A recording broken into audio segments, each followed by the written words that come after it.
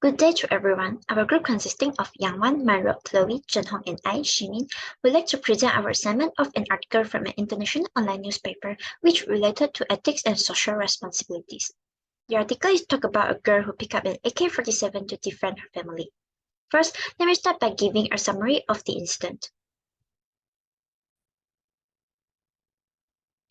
This is the scene outside Nuria's home where the incident happened. In a rural part of Afghanistan called Ghor, an incident occurred involving a 15-year-old girl named Nuria, whose father was a tribal leader in the province. On 16th of July 2020 around 1 a.m., a group of Taliban attackers invaded Nuria's family home. Although Nuria heard the commotion, she remained quiet and still to protect her younger brother. The attackers took her parents out of the house, claiming that her father was a supporter of the government and she heard gunshots. Having been taught how to handle guns by her father from a young age, Nuria seized his AK-47 rifle and fired at the man outside until she almost ran out of bullets, injuring several and killing 5 people, including her parents, an elderly relative who was also a neighbor, and 2 of the Taliban attackers.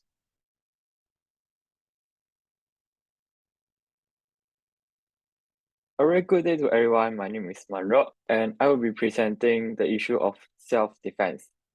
Afghanistan and the Taliban were at war from 2001 until 2021.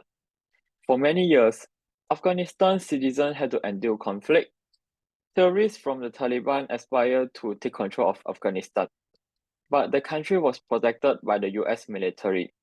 However, in 2021, President Biden stated that Afghanistan was no longer under US military protection.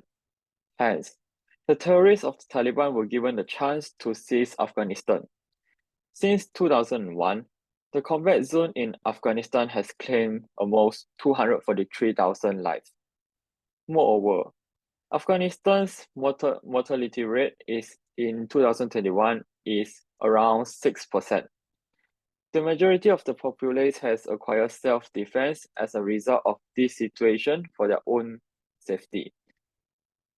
In accordance with the article, Nora took up the gun and started firing at the men. 2 attackers were slain by Nora and 1 fled the scene. She didn't intend to do it, but she was compelled to defend her younger brother. Although it violates moral since killing is wicked, but saving our own lives comes before everything else. In addition, carrying a gun in public in Afghanistan is permitted for self-defense. Nora had no choice but to defend her younger brother, as their parents had been killed by the terrorists, leaving just her younger brother in the house. Thank you. Thank you, Manro, and good morning, everyone. Now, we'll be discussing child marriage in Afghanistan, which is a significant issue affecting young girls. And 60% of the Afghanistan girls are married before the age of 16, as reported by the Central Statistics Organization in 2018, and making it one of the higher rates in the world. And poverty, lack of education, and employment opportunity and the traditional gender roles are the primary factors of this practice. And child marriage in Afghanistan lead to the poor health outcome like the early pregnancy and limited education and the employment opportunity and the higher risk of the domestic violence for the girls involved. Another case illustrates how child marriage can devastate girl life, and she was part of the Moki deals, and which involved 2 family exchanges to female relatives for the marriage. And child marriage is illegal in Afghanistan, but it remains the prevalence, and particularly in the rural areas such as the girls, and when girls can be bartered into marriage.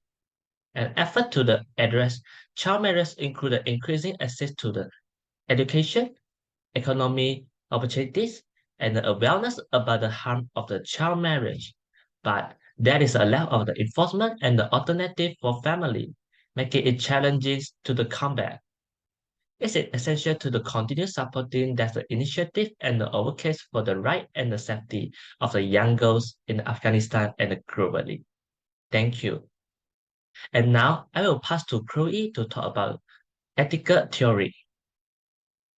The theory of ethics of care proposes that caring is the foundation of morality and that relationships are fundamental to humanity. It suggests that moral decision-making is influenced by the relationships one has with those around them. This theory would support Nouria's decision of killing the Taliban, but not the practice of child marriage. According to this theory, a person's duty may be greater to those with whom they have particular bonds. In Nouria's case, she definitely has a stronger bond with her family members than her alleged husband, who is not involved in a personal relationship with her. Therefore, it would be morally right for Nouria to shoot the man when she was faced with the competing duties of defending herself and her brother and avoiding killing. A caring person would prioritize the relationship they have with their family members rather than the relationship they may not have with the arranged spouse, and love or care would outweigh the rule of not killing. On the other hand, the theory of ethics of care would consider child marriage morally wrong as it demonstrates a lack of care towards females. Each caring relationship consists of at least two people, the one caring and the cared for. The one caring has to act in a way to promote the well-being of the cared for. In the case of child marriage, the parents are the ones caring and the child is the cared for. If the parents do not promote the well-being of the child, it may lead to a devastating end to their childhood. This lack of care for their emotions and well-being is immoral and leads to injustice in females. The theory of ethics of care also stresses the importance of having an equal voice, regardless of gender. Thank you, Chloe. Now I will start to introduce the second ethical theory, which is utilitarianism. The utilitarianism theory is used to support the topic of this article. Utilitarianism is a consequentialist ethical theory that distinguishes between right and wrong by emphasizing outcomes. It is also a branch of philosophical thought that deals with the idea of utility. The presence of happiness and the absence of pain is the definition of utility. In this article, Nouria decided to defend herself and her brother by shooting the Taliban attackers. She had to decide whether or not to murder the Taliban attacker according to moral principles. Many people respect and admire her bravery. This is because under the circumstances, she did what was best for herself and her brother. This behavior strongly encourages people to value utilitarianism. Utilitarianism can assist us in pursuing the highest good and reducing suffering in our daily life. Some claim that she committed an ethical lapse and shouldn't have fired without a clear will. They wonder if she accidentally killed her husband because of this. Additionally, some claim that she violates deontological norms. This is because it was wrong for her to kill anyone and shouldn't have. Generally, what they say was perfectly acceptable. This is because every person has a different perspective on morality and social responsibility.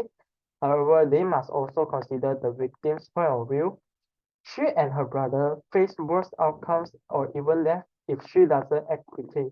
In our life, there are no perfect theories of ethics and social responsibilities. In order to make the best solution, we need to adjust our theory of ethics and social responsibilities to different situations. Now I will pass the time to Shimin to continue the opinion. Thank you, Yang Wan. Now I would like to state our group opinion on this incident. Our group strongly disagrees with the Taliban actions and ideology as they are fundamentally opposed to Confucian ethics. According to Confucianism, morality is the foundation for harmony and it guides people towards perfect virtues based on 5 core human values. The Taliban completely disregards these values and has imposed extremely strict oppressive laws on Afghan citizens. They have betrayed the Afghan government and denied basic human rights and freedoms, punishing those who do not conform to their strict codes of conduct. In one instance, they killed Nouria's father, a pro-government community leader, simply because he was a tribal elder. The Taliban also imposes their own extreme societal norms on citizens, disregarding traditional Afghan customs, culture, and the right to self-expression and autonomy. Their narrow and rigid interpretations of Islam leaves no room for critical thinking or reason.